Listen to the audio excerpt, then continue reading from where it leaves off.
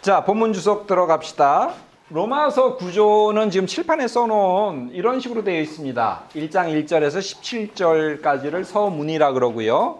8절부터 본문으로 들어가는데 8절부터 3장 20절까지 하나님의 진노하에 있는 이방인과 유대인, 그 다음에 이제 3장 21절에서 8장 29절까지가 의의 선물. 어떻게 보면 이제 요까지가 제일 메인이라고 볼 수 있어요. 그 다음부터 9장, 10장, 11장이 그 이스라엘의 운명에 대해서 지금 믿지 않는 이스라엘이 어떻게 될 건가에 대한, 아무래도 이제 바울이 유대인이기 때문에 자기 동족에 대한 걱정을 여기서 이제 해요.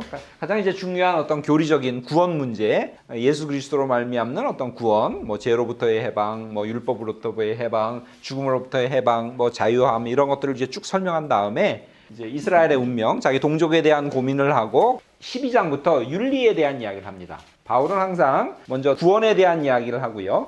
은혜에 대한 이야기를 합니다. 구원 문제는 결국 은혜에 대한 이야기예요. 하나님의 사랑이 얼마나 큰지, 그 하나님의 사랑에 힘입어서 우리가 구원받았다라고 하는 은혜의 얘기를 먼저 하고, 그 다음에 이제 뭐예요? 자, 그런 사랑을 받았으니까 얼마나 고맙냐, 고맙지. 그러니까 우리가 당연히 그 고마움에 대한 무슨 표시를 해야 될 거 아니냐라고 하면서 뭘 해요? 윤리에 대한 이야기를 합니다. 하나님이 우리를 얼마나 사랑했냐, 기쁘지, 감사하지. 그러면 우리도 거기에 상응하게 하나님의 자녀가 됐으니까, 아무 자격도 없는데 자녀가 됐으니까 그 자녀된 도리를 다해야 될 거 아니냐라고 하면서 윤리를 얘기해요. 항상 먼저 구원 얘기하고, 자, 그러기 때문에 우리는 도리를 다하자. 그죠? 그래서 윤리가 항상 나중에 나와요. 바울 서신에 보면 윤리는 항상 뒷부분에 나옵니다.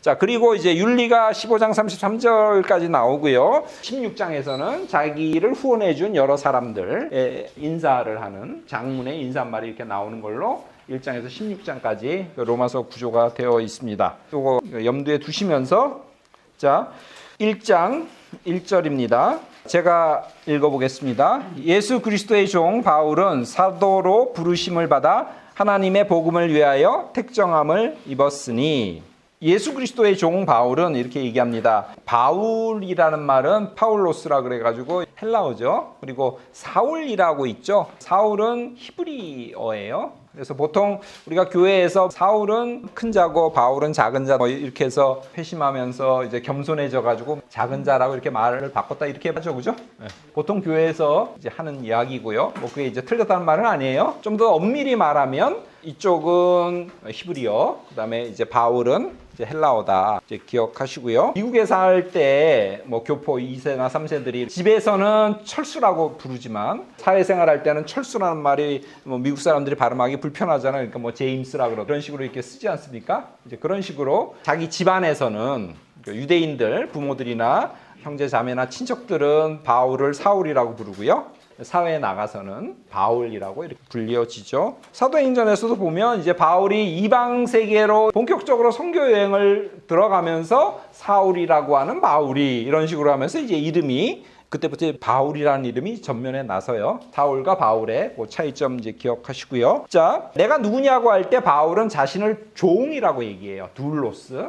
헬라어로 둘로스라는 말은 간의 노예를 뜻해요. 집안에서 일하는 라티푼디움이라 그러죠. 대농장에서 일하는 그런 노예가 아니라 집안에서 시중을 들고 일하는 노예를 이렇게 둘로스라고 합니다. 종이라고 할 때 보통 히브리 말로는 에베드라 그러거든요. 하나님의 위대한 일을 하는 사람이 자칭해서 나는 여호와의 종이다. 그래서 모세나 여호수아나 다윗 같은 그런 위대한 인물이 자기 스스로를 여호와의 에베드다, 여호와의 종이다 이렇게 이제 표현했거든요. 이제 그런 표현법을 바울이 가져다가 자신도 나는 그리스도의 종이다. 그래서 이제 헬라어니까 그리스도의 둘로스다라는 말을 씁니다. 내가 누군지 자신의 그 전책성을 분명히 해요. 그리스도를 섬기는 자다라고 하는 그런 뜻이죠. 예수 그리스도의 종이라고 하죠. 예수는 고유명사죠. 원래 이름이에요. 예수. 예수는 되게 흔한 이름이에요. 구약의 유명한 그 인물들, 예를 들면 여호수아라든가 이사야라든가 이런 인물에서 자음이 똑같아요. 예수하고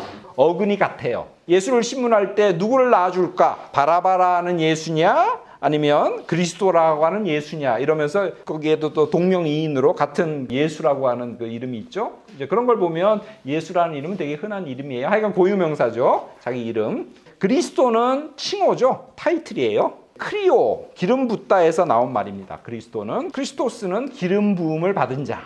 라는 뜻이고요. 이게 이제 히브리어로 하면 메시아죠. 그죠? 메시아가 기름 부음을 받은 자잖아요. 이게 마샤라는 히브리어 동사가 기름 붓다인데 기름 부음을 받은 자가 이제 거기서 파생돼서 메시아라 그러죠. 구약에서는 잘 알듯이 기름 부음을 받는 자가 왕이거나 제사장이거나 예언자가 이제 기름을 붓죠. 특별한 사명을 받은 자들, 구원을 가져다 주는 어떤 메시아를 이제 기름 부음을 받은 자라고 이렇게 표현하고요. 그것을 헬라어로 그리스도라고 얘기합니다. 그 메시아 대망 속에서 유대인들은 희망을 포기하지 않고 어려움을 참고 견디다가 드디어 예수께서 오셨고, 이제 문제는 뭐냐면 이분이 그리스도냐 아니냐는 거죠. 이분이 구약에서 예언된 그 메시아냐 아니냐가 중요한 거죠. 메시아다 그러면 그게 뭐예요? 이제 기독교인이 되는 거고, 아니다 그러면 만일 그냥 같은 유대인 중에서 그냥 유대교에 머무는 거죠. 예수가 과연 그리스도냐 아니냐.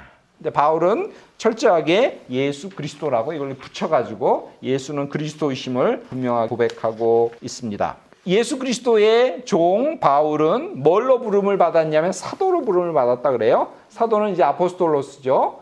아포스텔로 보내다 이런 뜻이죠. 왕에 의해서 주어진 사명을 띠고 이제 보냄받은 자를 사도라고 이야기하죠. 하나님의 구원의 그 대명령, 그 명령을 받고 그 임무를 수행하기 위해서 보냄받은 자가 바로 나 바울이다 라고 해서 바울은 자신을 이제 사도다라고 이렇게 표현합니다. 사도로 부르심을 받았죠. 이제 컬링이 왔어요. 다메섹에서 예수 그리스도를 만남으로, 그리고 아나니아를 통해서 이방인을 위한 이제 사도를 부르심을 받았죠. 그리고 부르심을 받음으로써 결국 내가 이제 누군지, 그리고 내가 어떤 일을 해야 되는지에 대한 자각이 생기죠. 그래서 소명의식은 곧 사명의식하고 똑같아요. 그래서 내 사명은 뭐다? 이방인의 사도다라고 바울은 그렇게 고백을 하고요. 다음 단어 택정함을 입었다. 하나님의 복음을 위하여 택정함을 입었다고 그렇게 설명을 합니다.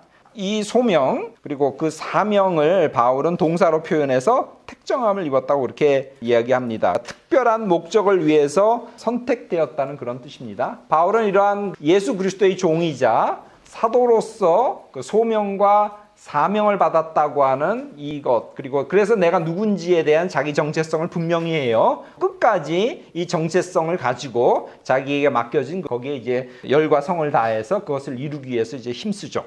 2절 제가 읽을게요. 이 복음은 하나님이 선지자들을 통하여 그의 아들에 관하여 성경에 미리 약속하신 것이라 이렇게 되어 있어요. 복음이라는 말이 하나님의 복음을 위하여 택정을 입었다라고 하면서 1절에 나왔죠. 그걸 다시 한번 이제 설명합니다. 이 복음, 그 복음이 뭔지. 복음은 헬라어로 유앙겔리온이라 그러죠. 복된 소식, 굿뉴스, 좋은 소식이죠. 예를 들면 이사야서 40장 9절이나 52장 7절에 보면 아름다운 소식을 시온에 전하는 자여 너는 높은 산에 오르라 뭐 이런 표현이 나와요. 아름다운 소식이라고 할 때 이게 이제 복음이죠. 좋은 소식. 52장 7절에 보면 좋은 소식을 전하며 어쩌고저쩌고 산을 넘는 발이 어찌 그리 아름다운가 라는 그런 표현이 나와요. 국가 간의 전쟁이 일어났어요. 그러면 이제 성 안에는 뭐 여자나 나이 먹은 사람이나 아니면 어린애들만 이제 있죠. 장정들은 이제 다 나가서 싸워요. 그러면 성 안에 있는 사람들이 누구를 학수고대해요. 전령이 저 멀리서부터 우리가 이겼다라고 이렇게 소리치는 그 소식, 그걸 이제 학수고대하면서 기다리지 않습니까? 좋은 소식을 전하며 산을 넘는 발이 어찌 그리 아름다운가. 고대의 그런 이제 풍습들, 승전보를 알려주는 그 전령을 목이 빠져라 기다리는 그런 것들을 이제 여기다 이제 비유해가지고 표현을 했습니다. 굿뉴스, 좋은 소식이란 말, 이 복음이라는 말이 구약에서 이렇게 많이 쓰였는데 바울 당시에 그 복음이라는 말은요, 사실은 황제의 선한 정치 아니면 황제의 위대함을 찬양하는 그 선전 용어였어요. 황제가 태어났을 때 시민들에게 복된 소식을 너희에게 전하노라. 지금 황제의 뭐 아들이 태어났다. 나중에 성군이 될 거고 너희들에게 큰 은덕을 베풀 거다. 그래서 복음을 전한다. 이런 식으로 황제를 숭배하거나 떠받들여 올릴 때 그 정치적인 선전 용어로 복음이라는 용어를 썼습니다. 복음서 기자는 그 개념을 가져다가 예수 그리스도를 통해서 하나님이 우리를 구원해 주신 이 사건, 이거를 뭐라고 하자? 복음이라고 하자. 그렇게 한 거예요. 당시에 그 정치적인 선전 용어를 구원과 관련된 하나님의 우리를 위한, 우리를 살려주시고 우리를 용서해 주시는 복된 소식이라고 하면서 신앙의 용어로 이렇게 가져왔습니다. 그러면서 예수님의 생애를 중심으로 해가지고 이렇게 일대기를 쓰면서 그걸 뭐라고 한 거예요? 복음서라고 한 거죠. 복음서라고 하는 이 문학적인 장르는요, 유일무이해요. 그 전에도 없었고 그 이후에도 없어요. 자, 그럼 이 문학 장르를 누가 만든 거예요?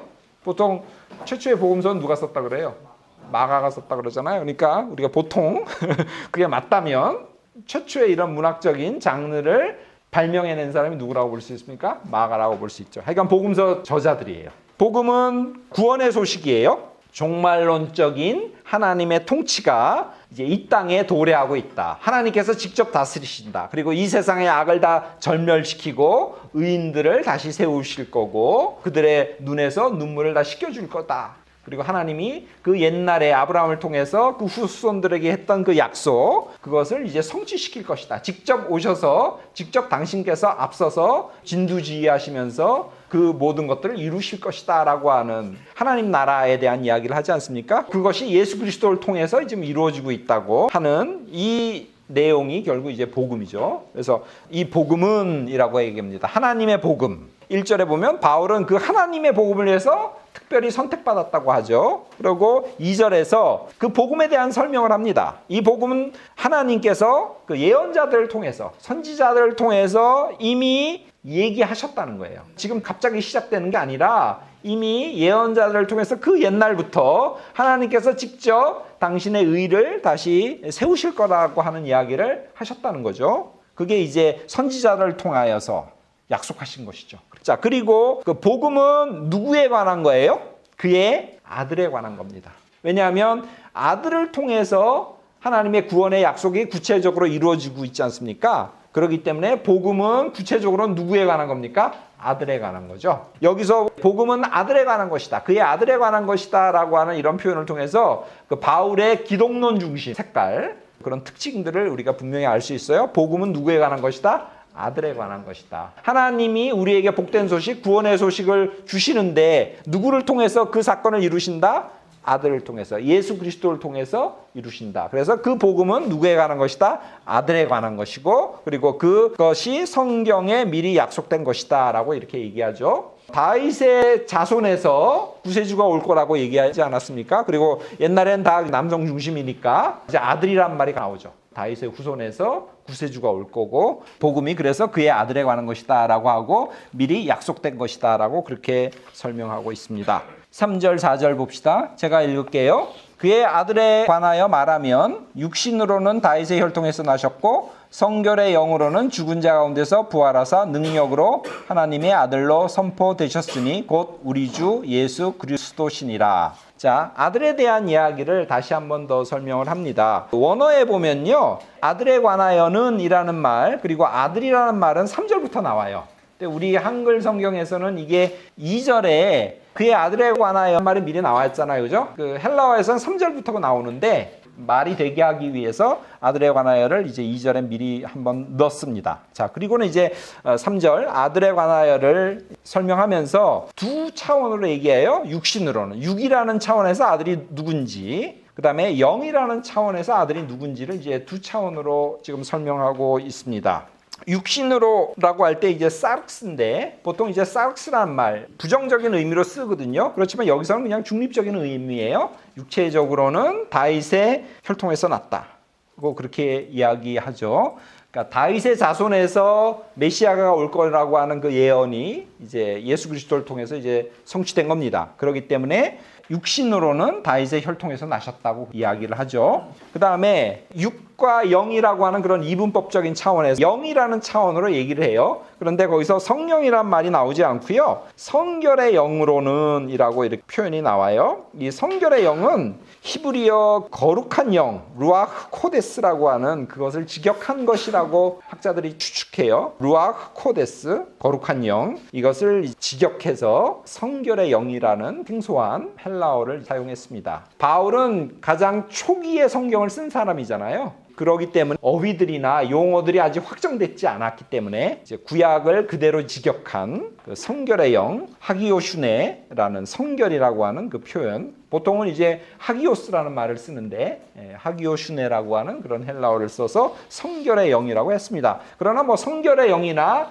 그 성령이나 같은 뜻이다라고 생각하시면 돼요. 성결의 영어로는 죽은 자 가운데서 부활하사 능력으로 하나님의 아들로 선포되었다고 하고요. 그가 곧 우리 주 예수 그리스도시니라 이렇게 얘기하죠. 육신으로는 다윗의 혈통에서 났고 성령으로는 영이라는 관점에서 보면 죽은 자 가운데서 부활하사 능력으로 하나님의 아들로 선포되었다고 얘기합니다. 자, 예수께서 하나님의 아들이 되신 게 언제예요? 이걸 그냥 문자적으로 그냥 보면 문자 그대로 보면 그냥 부활한 이후라고 이렇게 볼 수 있죠. 그래서 그 양자론이라고 아세요? 양자론. 입양됐다는 거잖아요. 예수가 태어날 때부터 하나님의 아들이 아니라 하나님이 그를 당신의 아들로 이제 입양했다고 해서 이제 양자론이라고 하는 그런 고대 교회 이단이 있죠. 그런 이단들이 봐라, 예수가 아들이 된 건 언제다? 부활 후에 아들이 되지 않았냐. 이런 구절들을 끌어다가 자기 전거로, 근거로 되고 있습니다. 이 구절이 그 양자론을 얘기하는 거냐? 그런 건 아니에요. 부활 사건을 계기로 해서 예수가 하나님의 아들이 되심이 좀 더 분명하게 드러났다는 그런 의미로 이해하시는 게 좋을 것 같아요. 제자들이 예수가 그리스도이심을 언제 분명하게 알게 됐어요? 부활 이후죠. 그 전까지는 해롱해롱거렸잖아요. 예수님이 누군지, 이분이 지금 예루살렘 올라간다는데 자기들은 편가 어디에 앉을지 같이 뭔가 한 자리 하려고 생각하죠. 계속 오해했죠. 그 예수가 정말로 돌아가시니까 좌절했겠죠. 절망했겠죠. 야, 이게 3년 동안 이게 개고생하면서 따라다녔는데 희망이 물거품으로 되고, 야, 이게 도대체 잃어버린 내 이 청춘을 어떻게 보상하느냐 하면서 힘이 빠져가지고 터덜터덜 다 그냥 갈릴리로 가잖아요. 그랬는데 그분이 정말로 부활하니까 베드로는 어떻게 돼요? 막 겉옷을 벗고 그냥 그분한테 엎드려가지고 뭐라 그럽니까? 저는 죄인입니다. 저를 떠나소서 이렇게 말하지 않습니까? 부활하신 이후에야 비로소 그분이 어떤 말씀을 하셨고 이분이 왜 오셨고 이분이 누군지를 비로소 알지 않았습니까? 제자들도 그랬죠. 부활 사건을 계기로 해서 그리스도의 아들 되심이 좀 더 분명하게 드러났다는 그런 의미로 이해하는 게 좋을 것 같아요. 양자론 같은 이런 이단들은 이제 이런 구절들을 되게 좋아하죠. 하나 더 서비스로 제가 읽어드리면 사도행전 2장 36절 같은 구절도 한번 읽어봅시다. 그런즉 이스라엘 온 집은 확실히 알지니 너희가 십자가에 못 박은 이 예수를 하나님이 주와 그리스도가 되게 하셨느니라. 이렇게 돼요. 그럼 이것도 문자적으로 보면 언제 주와 그리스도가 된 거예요? 십자가에 못 박은 후에. 이렇게 되는 거죠. 이런 것도 양자론 이런 식으로 문자적으로 주장할 수 있겠죠. 그런 것이 아니라 사람들이 부활 이후에야 분명히 예수가 누군지 주님이신지 그리스도인지 알게 됐다는 그런 뜻으로 이해하는 것이 더 바른 태도일 것 같습니다. 죽은 자 가운데서 부활하사 능력으로, 그 능력이라는 것이 디나미스죠. 디나미스, 하나님의 능력이 있기 때문에 아들이 결국 부활하신 거지 않습니까? 능력으로라는 말이 어떤 사람은 선포되었다 보다는 하나님의 아들로와 더 연결된다고 이렇게 봐요. 왜냐하면 그 한글도 그렇지만 지금 어디에 가까이 있어요? 선포되었으니에 가까이 있지 않고 하나님의 아들에 더 가까이 있지 않습니까? 헬라어도 그렇게 더 가까이 있어요. 그래서 어떤 사람은 능력 있는 하나님의 아들로 선포되었다. 뭐 이런 식으로까지 풀어서 설명하기도 해요. 근데 그건 너무 푼 것 같고 하여간 능력으로 선포되었다라기보다는 이 능력으로는 하나님의 아들 좀 더 연결이 되어 있다고 주석학자들이 보더라고요. 저도 그게 더 나은 것 같은데 그러나 능력 있는 하나님의 아들로 이렇게까지 푸는 건 좀 더 너무 심한 풀이 같다는 생각은 듭니다. 아들로 선포됐고 그가 우리 주 예수 그리스도라. 여기서 이제 새롭게 나오는 말이 주죠. 큐리오스. 바울이 가장 즐겨 사용하는 그 예수님에 대한 칭호예요. 그리스도는 우리가 메시아와 연결된 그 말이고요. 그건 이제 전통적으로 있었던 말이고 주님이라고 하면 그 주권자 되시는, 그래서 가장 대비되는 단어가 뭐냐면 둘로스라고 볼 수 있어요. 종에 대비되는 그런 개념으로 주권자 되시는 예수 그리스도의 그 절대적인 권위와 위상을 나타내는 단어다. 주님, 큐리오스. 5절, 6절 갑시다.